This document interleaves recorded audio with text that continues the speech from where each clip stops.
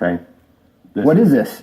This is a boy wrote to Teddy Roosevelt while he was president asking what does he need to do to become a better American, and this was Teddy's response.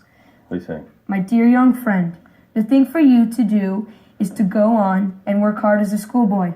I am sure you are a first-class young American or just the right type. Then when you're a little older, it will be time enough for you to decide what occupation you will take up. I wish you to learn to bear arms so that you can be a soldier and fight for your country. But you must also learn how to work and how to be a good citizen in a time of peace.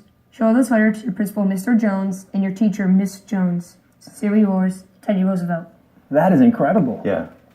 And again, this is because the militia, that a well-regulated militia, is the people. It is. And we had a hard time in World War II because we didn't have a standing army. We shouldn't have a standing army like that, at that size. And none of them had experience because people had been moving into the cities and didn't take his advice. Daddy, I found the child target during Teddy's Have you seen this? presidency. So, Oh, that's awesome. How ironic. the Teddy is what, Mayor? Well, this is during the Teddy Roosevelt's presidency. Right.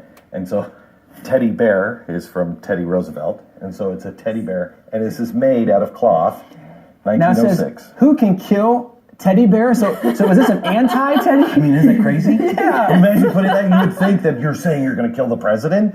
I mean, he was a rough and tumble guy that went out and hunted.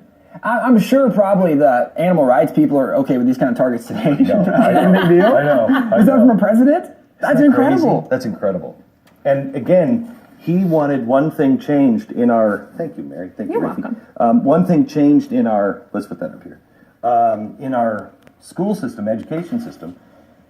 He said when he was president, he wanted a rifle range and a shooting range in every public school. Wow. And the people went crazy. Do you know why? Why? Because they said it's not the federal government's decision on what to put in a school or not, and they refused to do it because the federal government doesn't have a right to tell us what to do in school. That's how much we've changed. I mean, they're right. I know they are. But wow, of all the things to fight, and for the reason to. But everybody back then, they would have adopted that. They believed that to be right and true. Look at the textbook. Yeah. So they didn't have a problem with it, but it wasn't done because the people stood for the Constitution. Federalism. Right. We're not against the concept of kids learning to shoot. Right, It's just not your job to teach my kid. Amazing. But you think about, as you were saying it, I thought, how would Sandy Hook have looked different? Oh, very If everybody knew to shoot, every teacher knows to shoot, how many schools would look different? They're no longer vulnerable targets. It's just interesting. And by the way, speaking of kids shooting, let me show you another one. This is John Clem. I love this. Now, John Clem is a soldier, Union Army, from Civil War. Actually, what's funny, John Clem is 12 years old in this picture, but he actually tried to join when he was 9 years old. He ran away from home. Okay, so you haven't joined the army, you haven't fought in a war, and you haven't paid off the family farm. What have you done? I have been a very studious reader. There you go. Right. Strong in mind. Right. There you go. Do these arms look like they can do much in war? No. Well, but speaking of that, right, so I feel like that looks a little similar. So, Rafe, I want to see if we can compare what this is going to look like. We'll try not to stab anybody here on set. That is the same size. You're actually short. You're actually taller than he is. Well, he was a very short 12-year-old. He was known as a very small boy, as a 12-year-old boy. Put that on the ground. Hang on just a second. Put that on the ground. He has it like that. Yeah. So he comes up to about here on that gun. So you're a full head taller than he was. So now, that's how I take this. Let's take this off. Now, lift the gun and point it like you're going to shoot.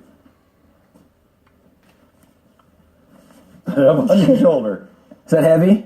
A little. Yeah. And you're bigger than he was. Imagine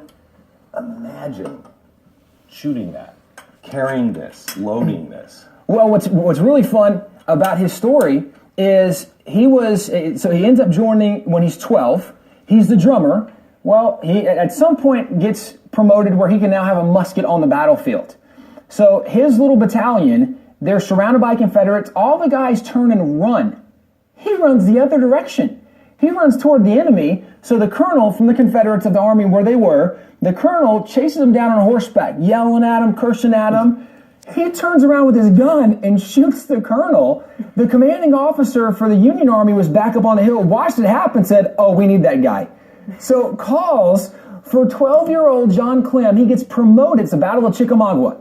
He gets promoted on the battlefield for his bravery. Everybody else turns and runs away. He runs toward the danger, kills the colonel for the Confederate, and so he gets promoted on the battlefield for his bravery. He then was further promoted to lieutenant and placed on General Thomas's staff when he's 12 years old. Wow. So, don't you feel like your whole life has been wasted? No, not really.